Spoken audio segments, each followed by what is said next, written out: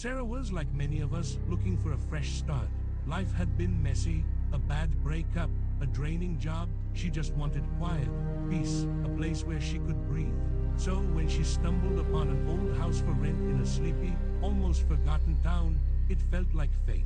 It was a charming place, really. 2 stories, a wraparound porch, big creaky windows that let in streams of sunlight.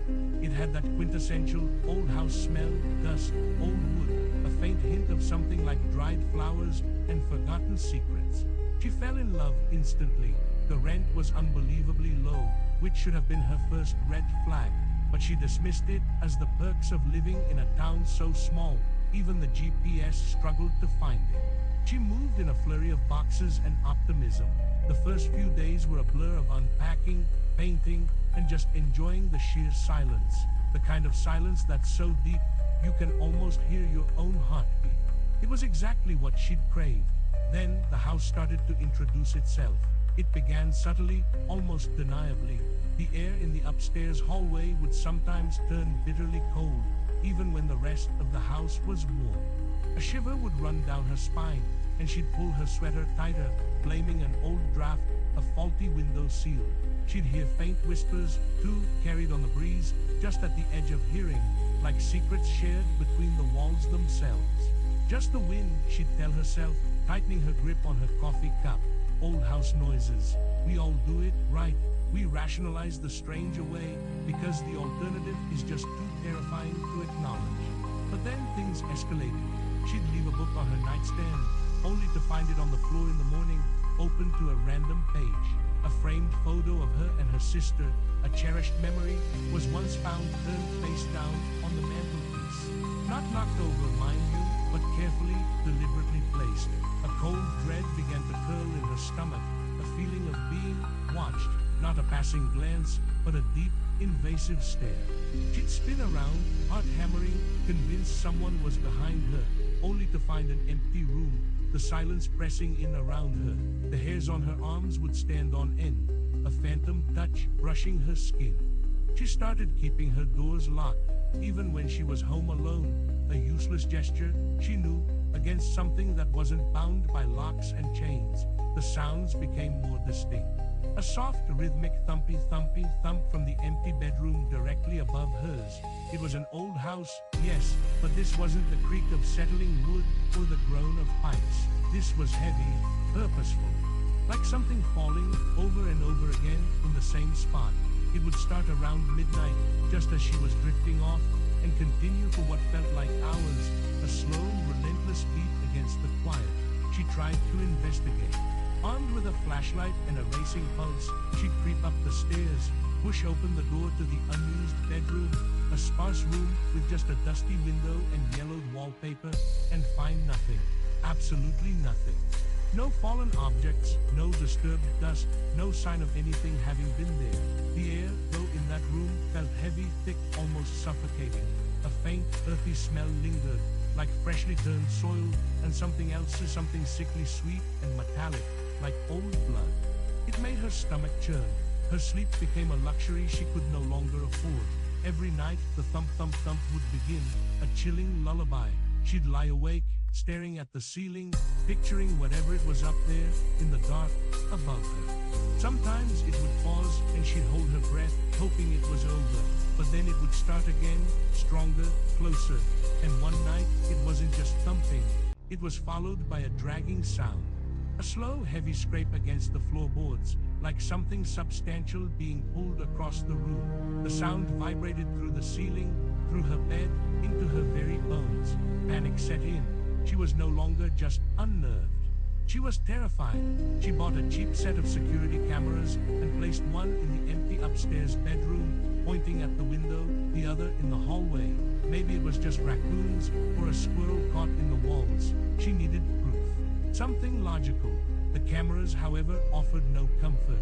When she reviewed the footage, all she saw was static during the times the thumping and dragging occurred.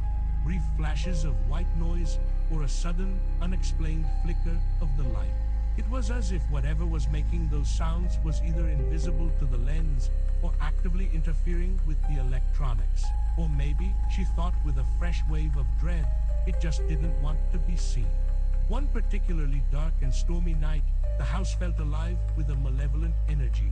The wind howled outside, rattling the old window panes, but the sounds within were far worse. The thumping from upstairs wasn't rhythmic anymore. It was frantic, violent, like something was being thrown, slammed against the floor. Then came the dragging, not just across the room, but back and forth, like a frantic search or a struggle. Sarah was huddled in her bed, blankets pulled up to her chin, tears streaming down her face. She clamped her hands over her ears, but the sound still pierced through, vibrating in her skull. It sounded like furniture being ripped apart, wood splintering, something heavy being dragged and dropped repeatedly. She knew with an absolute, gut-wrenching certainty that she couldn't stay in that house. She had to get out. But as she thought about leaving, about just running out the door and never looking back, the sounds intensified directly above her, as if whatever it was knew her intentions. A low guttural moan echoed through the floorboards, a sound that wasn't human, wasn't animal. It was a sound of pure, ancient agony and rage. Her heart seized. It wasn't just sounds anymore. There was a presence. A crushing weight in the air above her, in the entire house. She felt eyes on her, thousands of them, cold and predatory. She had to see. She didn't know why, but a perverse, terrifying curiosity compelled her. She had to know. Or maybe it was just raw, animalistic terror forcing her to confront the unknown, hoping to make it less unknown, less powerful. Trembling, Sarah forced herself out of bed. Her legs felt like lead, each step a monumental effort. The air grew heavy, thick with that metallic, earthy scent that now clung to her clothes, her hair, her very skin. The thumping and dragging had ceased. A terrifying silence had descended, far worse than the noise. It was a silence that felt pregnant with anticipation, like the whole house was holding its breath, waiting for her.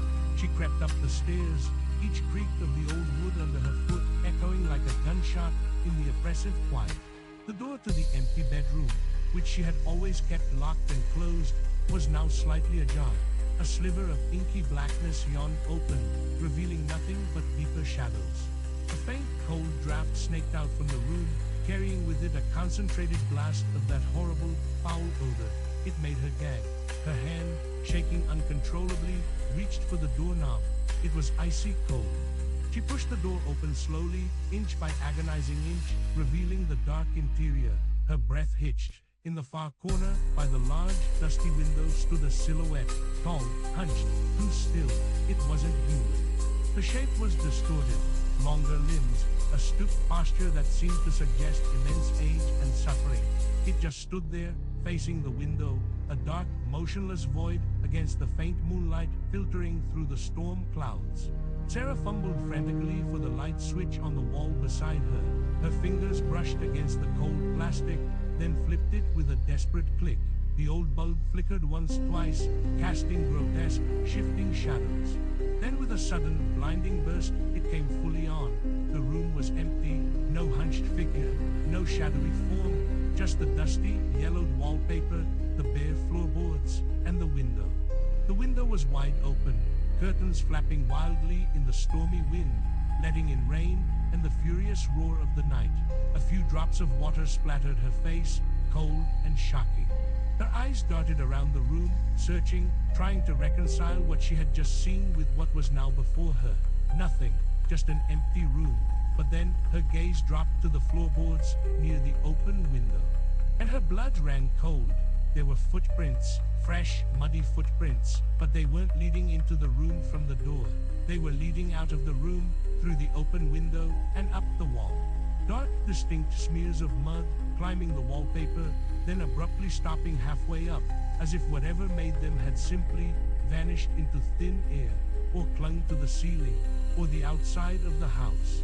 A dark, viscous smear, like something had dragged itself up the wall, and etched into the dusty floorboards. Right where the hunched figure had stood, near the open window, was a single word.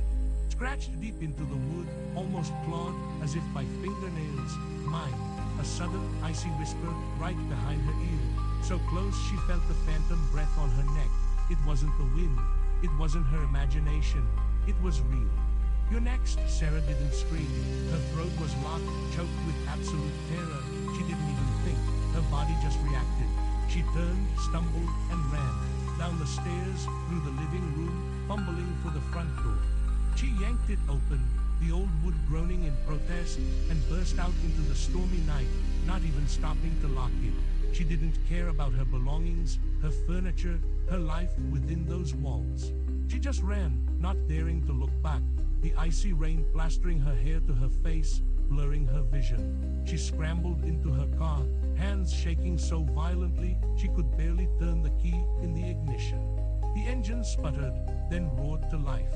She slammed her foot on the gas, peeling away from the house, leaving behind the screaming wind, the gaping window, and the terrifying knowledge of what lay within.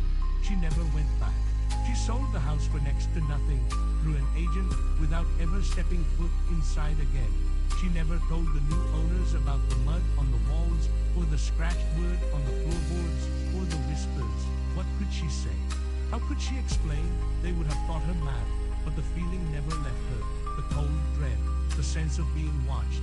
Even in her new apartment, hundreds of miles away, she still sometimes wakes in the dead of night to a faint, rhythmic thump, thump, thump, far away, just at the edge of hearing, carried on the wind that isn't really there.